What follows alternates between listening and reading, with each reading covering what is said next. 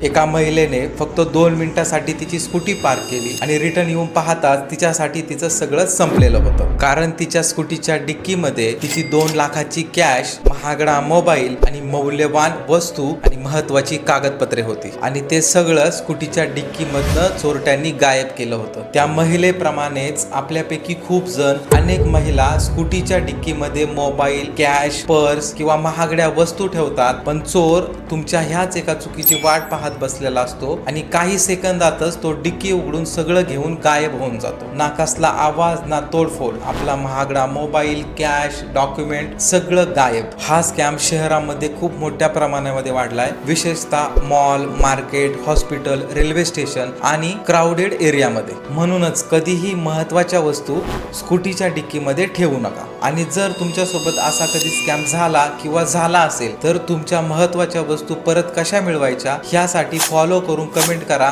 Scooty. मी तुमच्या DM मध्ये त्याची स्टेप बाय स्टेप माहिती पाठवून देईल. हा व्हिडिओ प्रत्येक नागरिकापर्यंत आणि विशेषतः महिलांपर्यंत शेअर करायला विसरू नका.